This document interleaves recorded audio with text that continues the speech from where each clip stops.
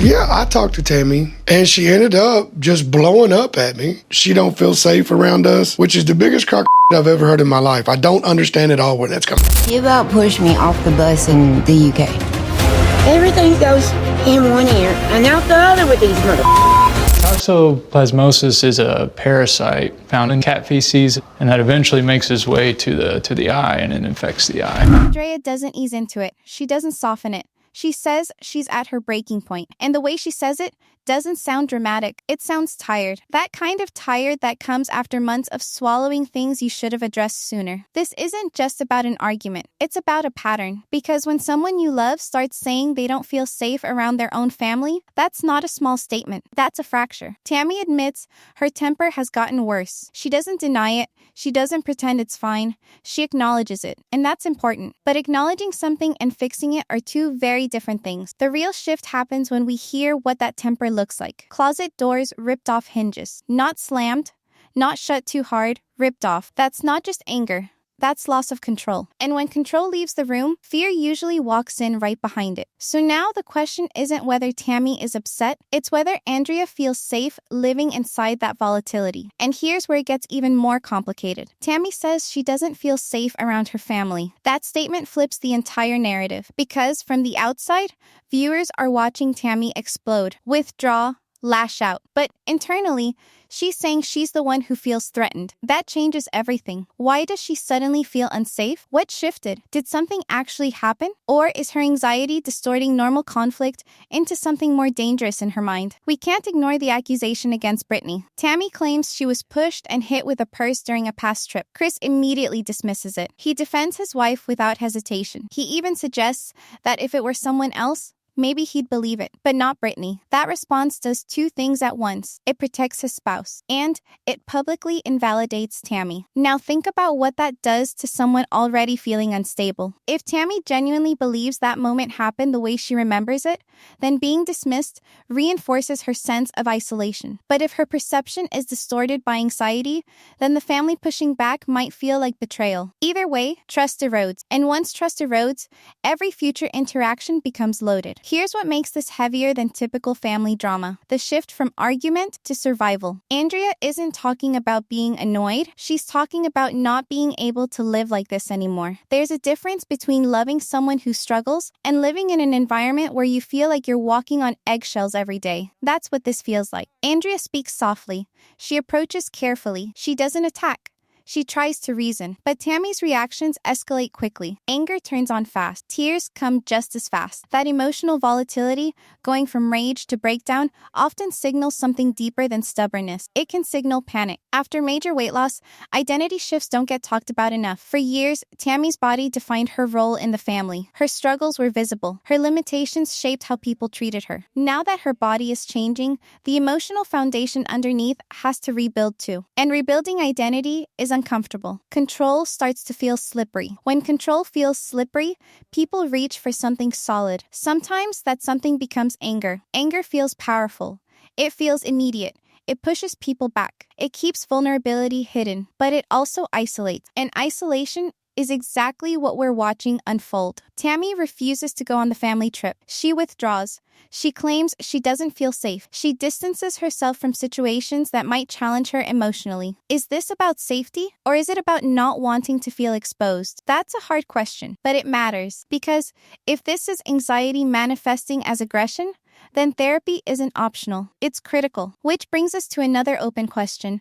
Has Tammy stopped therapy? Chris mentioned previously that she's fallen off. If that's true, then we're watching untreated anxiety play out in real time. And untreated anxiety doesn't stay quiet. It grows teeth. Andrea's ultimatum isn't explosive. It's controlled. That's what makes it serious. She's not screaming. She's not threatening. She's saying, calmly, that something has to change. When someone reaches that calm point, it usually means they've already debated leaving in their head multiple times. So, is she truly ready to walk? Or is this her last attempt to save it? Because here's the practical reality no one says out loud. Tammy lives with Andrea. If Andrea walks away, where does Tammy go? Back to family she claims she doesn't feel safe around? Into isolation? That possibility raises the stakes quietly, but dramatically. And then there's another layer most people aren't talking talking about. Tammy recently expressed fear about gaining weight again after her mom made a comment. If she's worried about regression, if she's terrified of losing progress, that kind of fear can create hypersensitivity. Every comment feels amplified. Every disagreement feels personal. Every perceived slight feels threatening. What if the anger isn't about Brittany? What if it's about fear of losing control over her body again? When someone works that hard to transform physically, the idea of slipping backward can feel catastrophic. And catastrophic thinking can warp perception. But here's where we have to challenge something. It's easy to say Tammy is just insecure. It's easy to say she's overreacting. But if she genuinely feels unsafe, even if her perception is flawed, the feeling itself is real. Dismissing that feeling outright doesn't fix it. It deepens the divide. So now we're stuck in a credibility war. Did something actually happen during that trip that viewers didn't see? Are there off-camera tensions building quietly for months? Or is this internal anxiety spilling outward and attaching to whoever is closest? Each possibility leads to a different outcome. If it's misunderstanding, reconciliation is possible. If it's untreated mental health instability, intervention becomes urgent. If it's deeper resentment toward her family dynamic, this could fracture long-term. And through all of it, Andrea standing there saying, "I can't keep living like this." That's the line that changes everything. Because now, this isn't about family drama. It's about whether this relationship survives. Tammy has a choice in front of her, not a dramatic TV choice, a real one. Get help. Or risk losing the person who's been supporting her daily. And if she chooses pride over help, if she chooses isolation over accountability, the consequences won't just be emotional. They'll be logistical, immediate, life-altering. The question hanging in the air isn't whether Tammy is angry, it's whether she's willing to confront why. Because if she refuses to look at the root, this escalation doesn't stop here. And what makes this even more unsettling, while one sister seems to be spiraling inward, another is quietly stepping into independence. And that contrast is about to shift the entire dynamic. While everything feels unstable on Tammy's side, something unexpected happens on Amy's side, and it shifts the emotional balance of the entire episode. Amy goes to the eye doctor for the first time in decades. What sounds routine turns into something much bigger. She learns that despite having vision problems her entire life, she can legally drive. Not someday, not maybe. Now, for most people, that's a small update. For Amy, it's life-changing because driving isn't just transportation. It's independence. It's not waiting on someone. It's not asking for rides. It's not hearing subtle reminders that you're a burden. And that word, burden, has followed her for years. When the doctor explains that her right eye is strong enough to meet legal standards, you can see it hit her. All this time she believed she couldn't drive. All this time she thought that limitation was permanent. And suddenly, it's not. That kind of revelation doesn't just bring relief. It brings grief, too. Grief for lost time. 25 years without knowing. And as she processes that, another door opens. Surgery to correct her lazy eye. The one insecurity, she says, hurt more than her weight ever did. Think about that. Even at her heaviest, the eye bothered her more. That tells you this wasn't cosmetic vanity. It was identity. It was how she saw herself in every mirror, every photo, every social interaction. When she hears it can be corrected, she cries. Not dramatic tears, release tears. She says she might finally feel beautiful. That word matters. Beautiful. Not healthier. Not smaller, beautiful. And that's where the emotional contrasts sharpen. Because while Amy is stepping into a new version of herself, driving, surgery, autonomy, Tammy is pulling inward. One sister gaining mobility, the other refusing to leave the house. One sister discovering she had more ability than she thought. The other feeling less safe than ever. That contrast isn't loud, but it's powerful. The family celebrates Amy's news. They're excited for her. They react with genuine support. And for once, the spotlight isn't on crisis. It's on growth. But Tammy isn't there. Her absence isn't just physical. It's symbolic. When someone in a family starts moving forward, dynamics shift, roles shift, attention shifts. For years, Tammy's health struggles were the central storyline. The concern, the urgency, the crisis revolved around her. Now, Amy is gaining ground. Driving means freedom. Surgery means confidence. Confidence means presence. So what happens when the dependent sister starts becoming independent? And what happens to the sister who built her identity around needing support? This isn't about jealousy in a simple sense. It's deeper than that. Major transformations, especially weight loss transformations, can destabilize identity. If someone has spent years being cared for, defended, or even pitied, stepping into autonomy requires emotional restructuring. Amy is stepping into autonomy fast. Tammy is still recalibrating. That creates friction, even if no one says it out loud. Another layer makes this even more complicated. If Tammy is already anxious about regaining weight, especially after her mom made that comment, watching Amy move forward might intensify internal pressure, because now the comparison becomes unavoidable. Not just weight comparison, progress comparison, independence comparison, emotional stability comparison. Even if no one in the family verbalizes it, comparison doesn't need words to exist. And here's the uncomfortable question. Is Tammy subconsciously resisting change? When someone has fought for years to lose weight, you'd expect emotional improvement to follow automatically. But emotional wounds don't shrink at the same pace as physical ones. If Tammy's body is changing faster than her coping skills, that gap can feel overwhelming. Anger can become a placeholder emotion. Isolation can become protection. Meanwhile, Amy is facing something she avoided for decades: doctors, medical follow-ups, confronting insecurity, and she's stepping into it. That's not small. It signals readiness, and readiness changes hierarchy. Family dynamics often organize themselves around who needs the most support. When that person shifts, the entire balance shifts with them. Is family attention quietly moving toward Amy now? Not out of favoritism, out of momentum. Growth attracts energy. Crisis attracts concern. And right now, Amy represents forward movement. Tammy represents instability. That doesn't mean anyone loves one more than the other, but emotional gravity shifts naturally toward whoever is moving. If Tammy feels that shift, even subconsciously, it could intensify her sense of losing control. Because independence doesn't just mean Amy can drive herself. It means she doesn't need rides. It means fewer daily interactions. It means less built-in closeness. And when one sibling becomes more self-sufficient, the other can feel left behind, even if that's not the intention. Now add this layer: fear of weight regain. If Tammy is worried she's slipping, worried she's losing progress, worried she's being judged, every milestone Amy hits might feel like a silent comparison. Not because Amy is competing, but because insecurity turns growth into threat. Here's what makes this subtle but significant. No one directly says Tammy is jealous. No one accuses her of being threatened, but behavior tells its own story. She withdraws. She refuses trips. She claims she doesn't feel safe. She lashes out. Those behaviors often show up when someone feels destabilized. Meanwhile, Amy's news injects optimism into the family dynamic. Hope changes tone. And when tone changes, emotional contrast sharpens. One sister stepping into "I can finally drive," the other stepping into "I don't feel safe." That polarity creates tension without anyone raising their voice. So now the deeper question emerges. Is Tammy's anger truly about family conflict, or is it about identity slipping through her fingers? When your body changes drastically,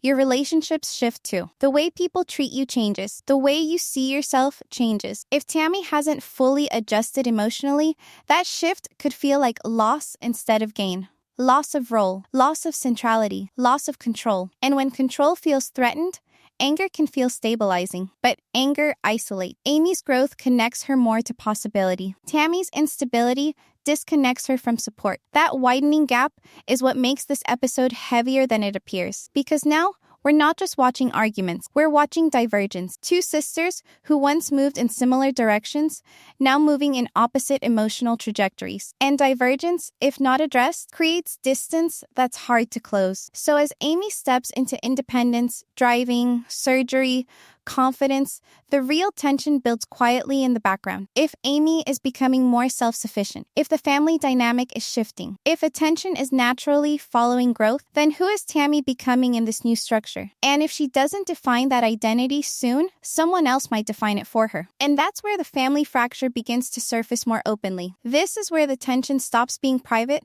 and becomes public. Up until now, the instability has mostly lived inside Tammy's relationship and inside her own emotional swings. But when she accuses Brittany of physically pushing her during the UK trip, the conflict crosses a line. Because now it's not just about feelings, it's about credibility. Tammy says Brittany pushed her, hit her with a purse, nearly knocked her off balance getting off a bus. That's not a vague complaint.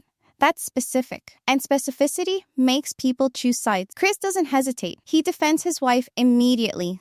Not with uncertainty, not with maybe we should talk about it. He shuts it down, says if it were someone else, maybe he could see it, but not Brittany. That response protects his marriage, but it also does something else. It publicly signals that Tammy's version of events isn't believable. And when someone already feels isolated, being openly doubted can harden their stance. Now the audience is left with a split screen. On one side, Tammy insisting something happened. On the other, Chris dismissing it without pause. So what's the truth? Did something actually happen on that bus? Or are we watching anxiety distort memory? Here's where this gets uncomfortable. Memory isn't a recording device. It's emotional. It's filtered. If someone is already feeling anxious, judged, or insecure in a group setting, a small physical moment can feel amplified. A bump can feel like a shove. A careless movement can feel intentional. But that doesn't automatically mean Tammy is lying. It also doesn't automatically mean Brittany is guilty. It means perception is colliding with loyalty. And loyalty, especially between spouses,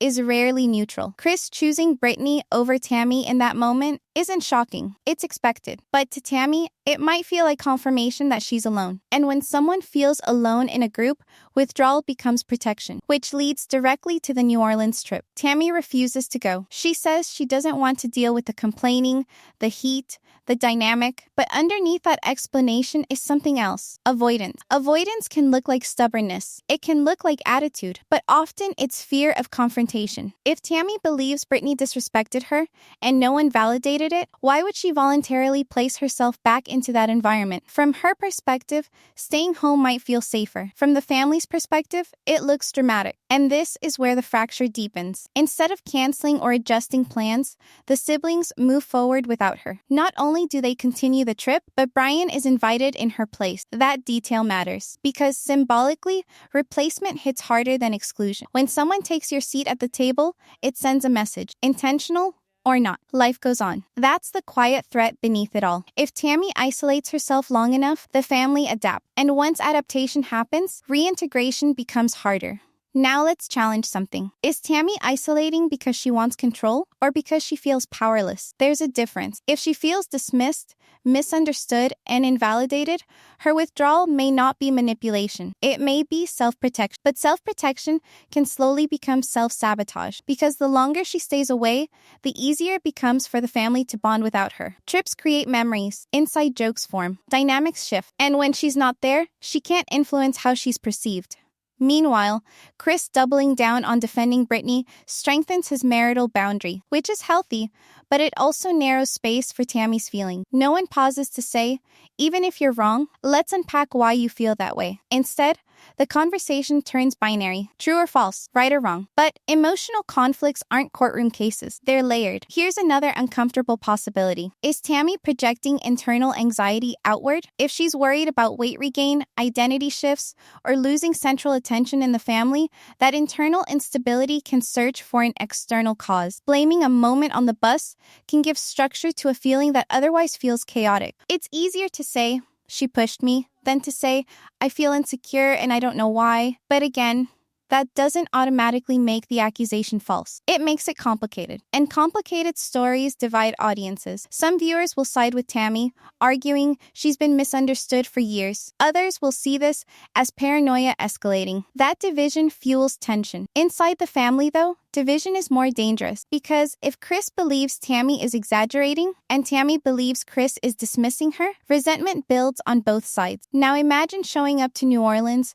with that unresolved. The trip would have been tense, so Tammy opts out. But opting out doesn't pause the conflict, it freezes it. And frozen conflict doesn't disappear, it thickens. As the siblings head out, there's an unspoken shift happening. For years, Tammy was the gravitational center of family planning. Accommodations were made around her needs, schedules adjusted, trips structured carefully. Now, they go without her. That signals a change in hierarchy. Whether intentional or not, the family is demonstrating that they can function without revolving around Tammy. And that's a psychological blow if your identity has long been tied to being the one everyone adapts around. So now the stakes aren't just emotional, they're positional. Is Tammy still central? Or is she becoming peripheral? If she continues to withdraw, the family will recalibrate permanently. That's not cruelty, that's survival. Groups stabilize around consistency. And right now, Tammy represents volatility, which brings us back to the core tension. Is this misunderstanding repairable, or are we watching the beginning of permanent estrangement? If the accusation remains unresolved, trust weakens. If Tammy continues to isolate, connection weakens. If Chris continues to dismiss, empathy weakens. And when empathy weakens across multiple relationships at once, fractures widen quickly. The most dangerous part of this isn't the argument, it's the pattern forming. Tammy feels unsafe. She withdraws. The family continues without her. She feels replaced. That fuels more resentment. That loop can spiral. And if no one interrupts it, through therapy, mediation, or honest conversation, it doesn't naturally correct itself. It calcifies. So now we're left with a quiet but heavy question. If Tammy isolates herself long enough, if she keeps choosing distance over discomfort, does she slowly lose her place in the family altogether? And if that happens, the consequences won't just be emotional, they'll be permanent. Andrea's breaking point starts to show in ways that words alone can't capture. The emotional tension from months of volatility doesn't just live in arguments anymore. It begins to manifest physically. Blisters appear on her legs, stress blisters, her body signaling that it's done carrying the emotional weight of someone else's instability. Hair starts falling out, tiny but undeniable signs that living inside this tension is taking a measurable toll. When Andrea shows up at Darlene's house, it isn't just for moral support. She's looking for guidance, validation, and, if she's honest, a plan for survival. Tammy's anger has begun to cause real consequences beyond herself. The destructive patterns that used to be confined to loud outbursts and slammed doors now affect the health and well-being of the people closest to her. And seeing Andrea physically hurt by it makes the danger of the situation undeniable. Darlene listens carefully. She sees both sides, the frustration Tammy feels and the toll it's taking on Andrea. But she doesn't sugarcoat it. She needs to get help, Darlene says plainly, but she has to be in the right mindset for it. If she's angry or resistant, pushing her will only make it worse. That's the invisible trap Andrea faces every day. If she presses Tammy, she risks triggering another meltdown. If she holds back, the cycle continues. It's a no-win situation in the short term, which increases stress exponentially. Her hands are tied by emotional stakes, and her body is responding with real consequences. Andrea tries to reason with Tammy in a neutral tone, speaking softly, walking on eggshells, but nothing seems to land. Bringing up the New Orleans trip ignites another flare. Tammy explodes, telling Andrea it's too hot, the family complains too much, and nobody should have to deal with that. Her anger and anxiety dominate every interaction. Andrea's careful attempts at dialogue are met with emotional barricades, and the stress begins to accumulate in tangible ways. The psychological weight here is staggering. Stress contagion is real. When someone close to you exhibits repeated volatility, your body can't help but mirror it. Anxiety spikes, cortisol rises, physical symptoms manifest. Andrea isn't overreacting. Her body is literally reacting to Tammy's emotional instability. And while this may appear as simple tension or drama to viewers, the stakes are higher than entertainment. Andrea is genuinely questioning whether she can stay in this environment without suffering long-term health consequences. She admits that she's close to the point where she might end the relationship if Tammy doesn't address her behavior. That's the ultimate escalation. From emotional drama to real-life stake. Tammy, meanwhile, remains resistant. Whether this is out of fear, pride, or inability to recognize the effect of her actions, she isn't actively seeking help. And that refusal is where the open loop tension spikes again. The audience now has a pressing question. Will Tammy choose change, or will pride and avoidance continue to govern her behavior? This moment also reveals a dangerous dynamic in untreated emotional instability. Anger, left unchecked, doesn't just consume the person who experiences it, it radiates outward. Relationships, physical health, and family cohesion all feel the impact. Andrea's blisters and hair loss are symptom markers of a larger pattern. Emotional abuse, even if unintentional, is showing tangible consequence. Andrea's discussion with Darlene highlights another critical point. Support networks matter, but they can't solve every problem. Tammy's instability can't be fixed by family alone. Professional intervention is essential. And yet, that intervention hinges entirely on Tammy's willingness. Here's the catch. Willingness is tied directly to mood, which is volatile. It's a precarious balance, and every interaction risks tipping it further. From a psychological perspective, Tammy's avoidance of accountability compounds the problem. She lashes out, but her rage isn't purely malicious. It's intertwined with shame, fear, and insecurity. These emotions cycle through anger, creating a feedback loop that's almost impossible to break without structured help. And in that cycle, Andrea is caught in the crossfire, a caretaker, emotional anchor, and eventual decision maker all at once. The stakes aren't theoretical. If Tammy refuses help, Andrea may leave. That choice would not only end the romantic relationship, but also destabilize Tammy's daily support structure. Because Tammy lives with Andrea, practical logistics collide with emotional instability. The ripple effect is enormous. Housing, routine, emotional support, and the already fragile family dynamic all hang in the balance. And yet, the act ends on a tension spike. Andrea doesn't threaten impulsively. She doesn't shout. She calmly states the inevitable, something has to change. But in that quiet, controlled delivery, the entire episode hangs. The audience knows the weight of this statement.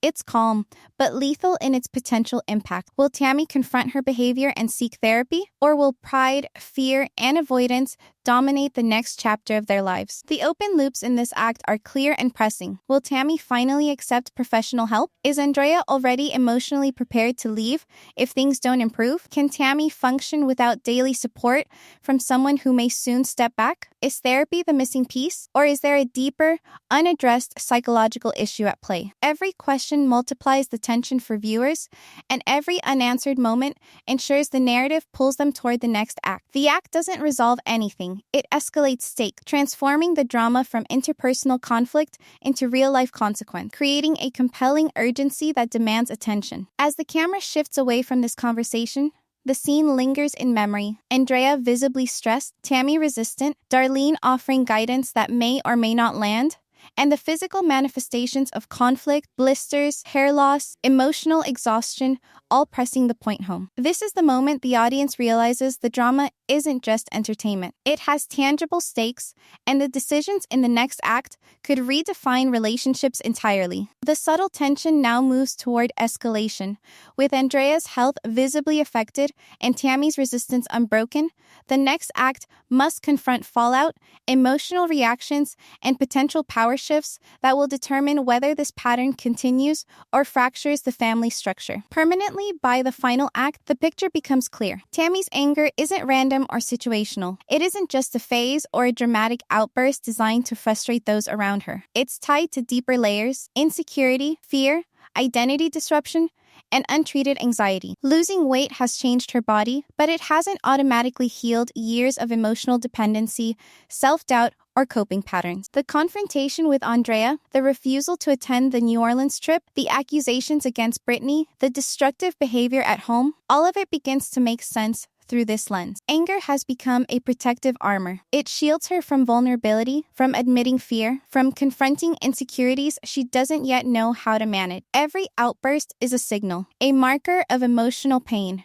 not just conflict. Andrea's role is equally significant. Her ultimatum, her physical stress reactions, and the visible toll on her health underline the stake. Accountability is no longer optional. If Tammy doesn't engage with therapy, if she doesn't face the underlying causes of her volatility, the survival of the relationship is in serious jeopardy. The audience can now see the tangible cost of unaddressed emotional instability, relationships, living arrangements, and long-term family cohesion. Meanwhile, Amy's independence arc serves as a mirror. While one sister struggles to contain internal chaos, the other is stepping into autonomy, driving legally for the first time, preparing for eye surgery, reclaiming agency over her life. That contrast highlights the divergence in their trajectories. Amy's growth is hopeful and intentional.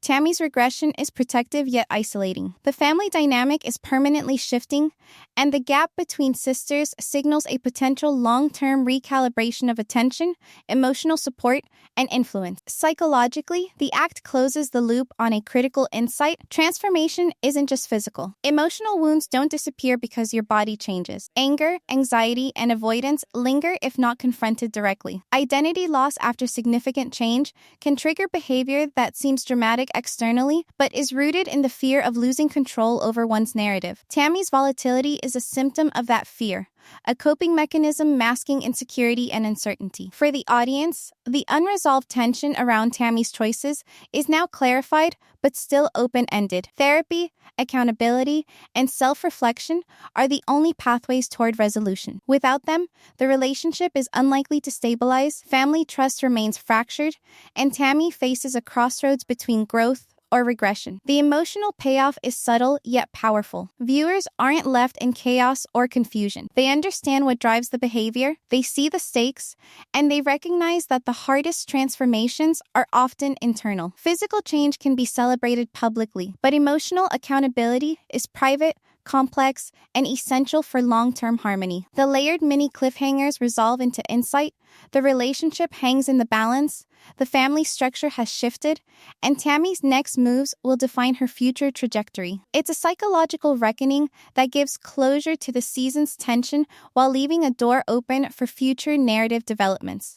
A perfect balance of resolution and anticipation. The final insight lands with clarity.